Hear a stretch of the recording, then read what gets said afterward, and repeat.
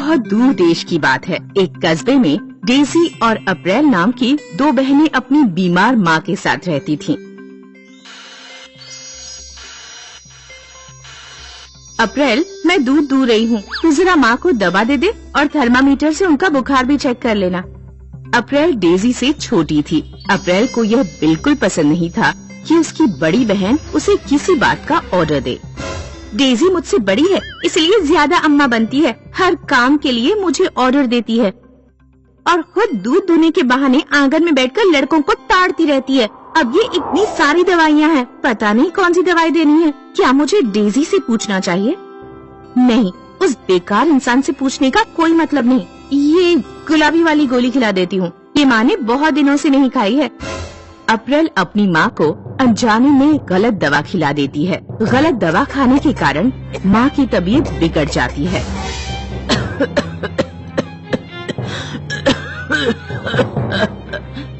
अप्रैल घबरा जाती है। डेजी, जल्दी अंदर आओ, पता नहीं माँ को क्या हो गया है।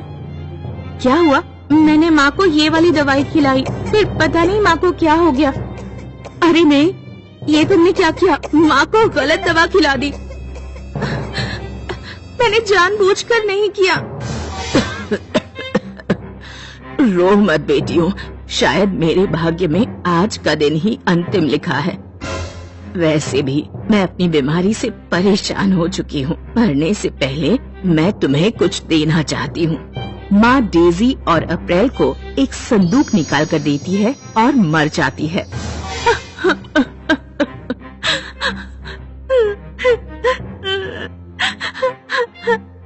नहीं माँ, आप हमें छोड़कर नहीं जा सकती। मुझे माफ कर देना माँ, मैंने आपको गलत दवा खिला दी। माँ, वापस आ जाओ माँ, वापस आ जाओ। अब हम किसके सहारे जिएंगे?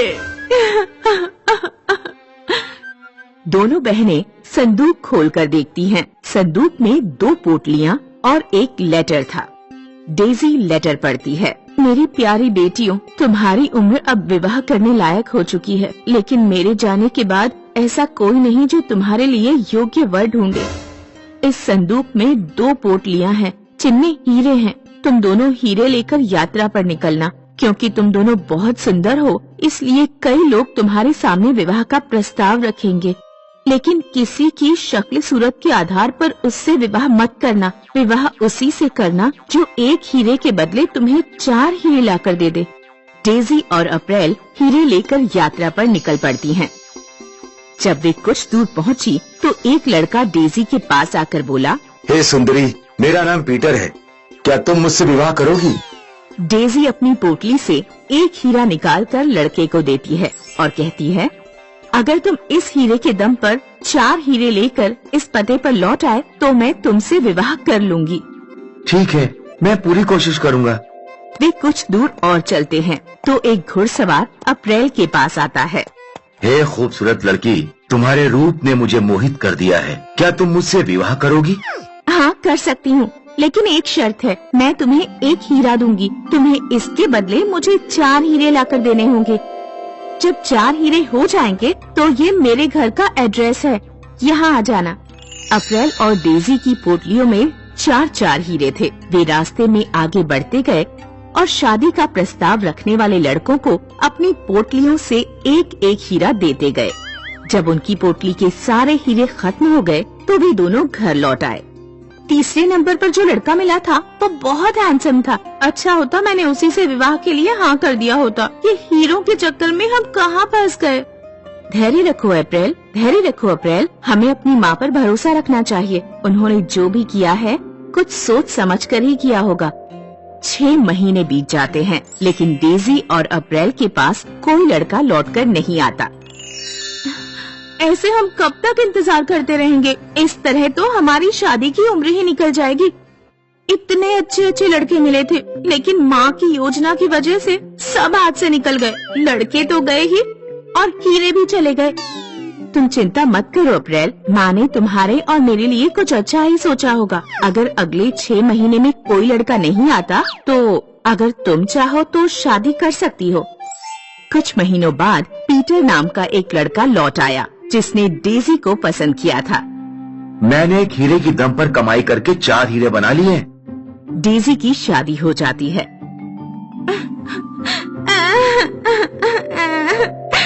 तुम्हारी तो शादी हो गई और मैं ऐसे ही रह गई।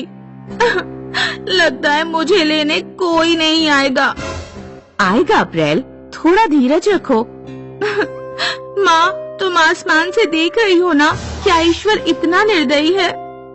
मैंने जिन लड़कों को हीरे दिए थे उनमें से कोई भी लौटकर क्यों नहीं आता?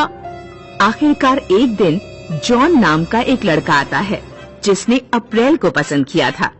तुम्हारे दिए एक हीरे को बेचकर मुझे जो पैसे मिले, मैंने उन्हें अलग अलग जगह पर निवेश किया और इतना पैसा कमाया कि आज मैं 4 नहीं बल्कि पूरे 10 हीरे लेकर लौटा हूँ। मुझे लगता है कि तुम दोनों की माँ बहुत बुद्धिमान रही होंगी। वे निवेश की ताकत जानती होंगी। इस तरह अप्रैल की भी शादी हो जाती है। देखा, मेरी प्यारी छोटी बहन, माँ की बुद्धिमानी की वजह से आज हमें इतने बुद्धिमान जीवन साथी मिल पाए और हमारे हीरे भी वापस आ गए। ठीक कहा, आज मुझे एहसास हुआ कि सब्र का फल बहुत मीठा होता है। नन्ही नैना अपनी 3 सहेलियों के साथ गांव की नदी के किनारे लगोरी खेल रही थी।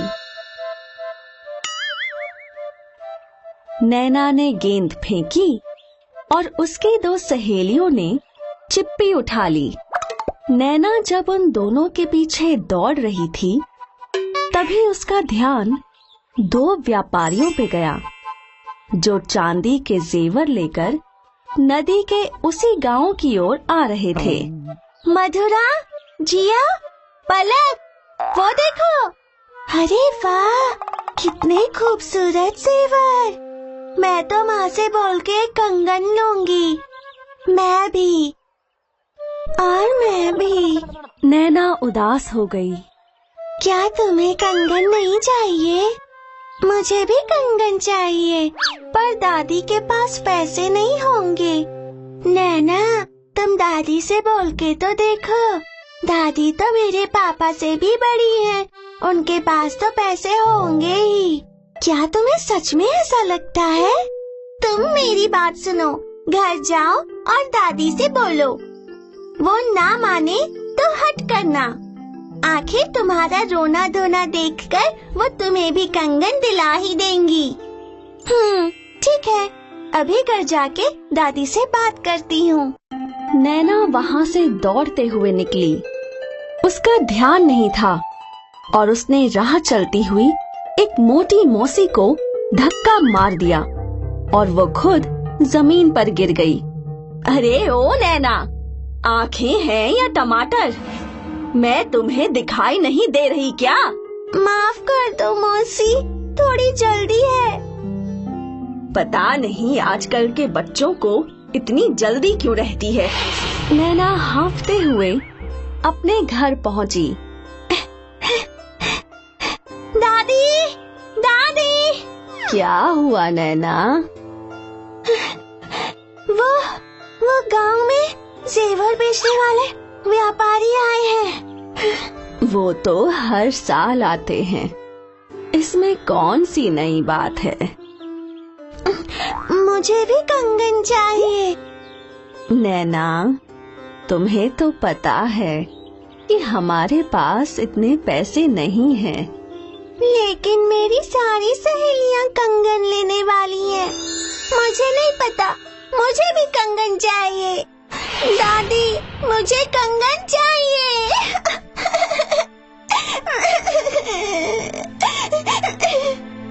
नैना ने रोना शुरू कर दिया। नैना की हठ देखकर दादी उसके पास आई। बेटा, हमारे पास पैसे नहीं हैं, कोई कमाने वाला भी नहीं है। अगली साल थोड़े थोड़े पैसे इकट्ठे करके अपनी राजकुमारी के लिए उसका मनपसंद कंगन ले लूंगी।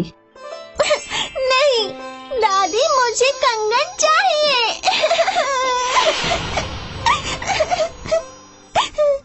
अच्छा ठीक है, अगर हमारे पास घर में इतने पैसे हैं तो हम कंगन ले लेंगे। चांदी के जेवर के व्यापारी गांव में अलग अलग घूमकर जेवर बेचने लगे। भुवन गांव में घूमते हुए ग्राहकों को बुला रहा था। चांदी के जेवर ले लो, चमकते कंगन ले लो, चमकती नथनी ले लो। और दूसरा व्यापारी जीवन जेवर बेचने मधुरा के घर आया, जहां मधुरा की दादी ने मधुरा के लिए एक चांदी का कंगन खरीद लिया। शुक्रिया दादी। और वहां नैना व्यापारियों की राह तकते हुए दरवाजे पर ही खड़ी थी। उसे भुवन आता हुआ दिखा। चांदी के जेवर ले लो, चमकते कंगन ले लो, चमकती नथनी ले लो। ओ काका, यहाँ आइए, मुझे कंगन चाहिए। नैना ने भुवन को अपने घर में बुला लिया और फिर दादी ने भुवन से कहा, अरे बेटा, इस बच्ची के माप का कोई कंगन है क्या? है ना चाची, ये देखिए।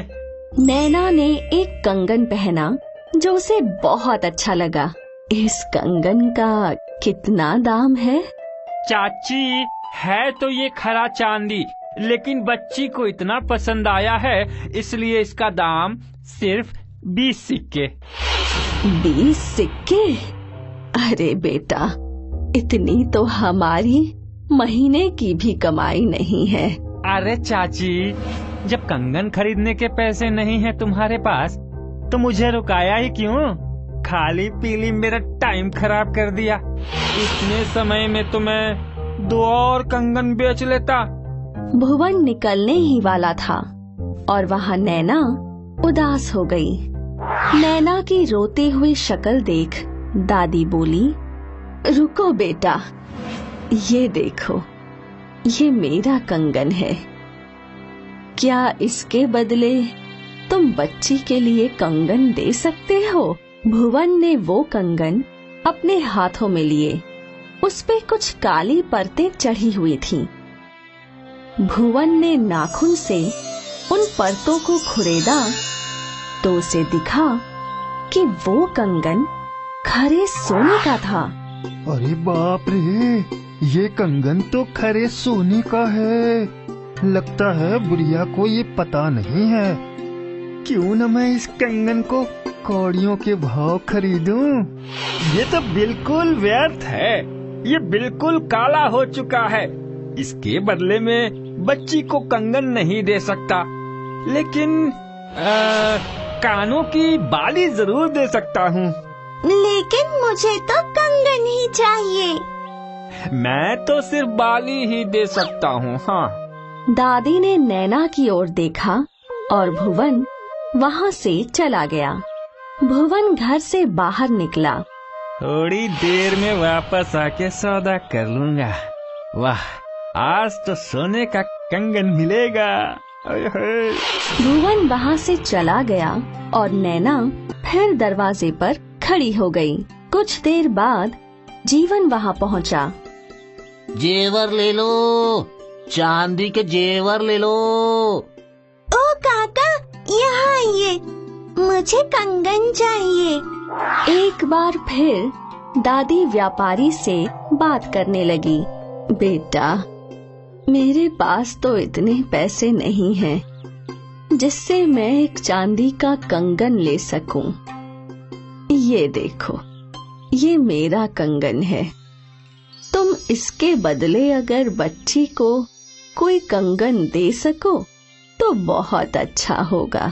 जीवन ने वो कंगन देखा और उसे खरीदी हुई जगह पर खरा सोना दिखा। मौसी, मौसी, ये तो खरा सोना है। तो क्या आप इसके बदले मुझे कंगन देंगे?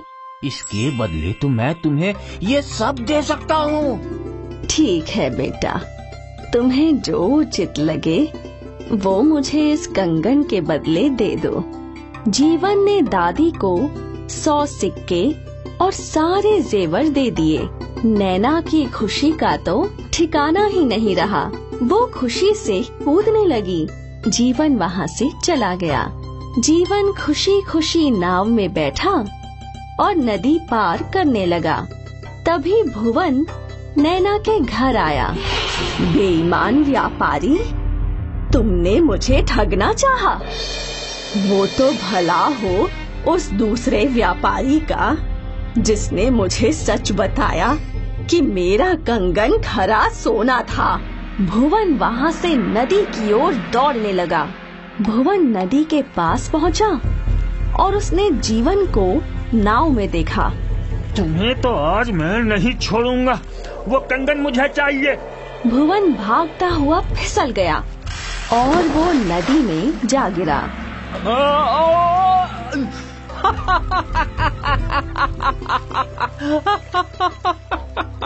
इसलिए कहते हैं कि ईमानदारी ही सबसे अच्छी नीति है।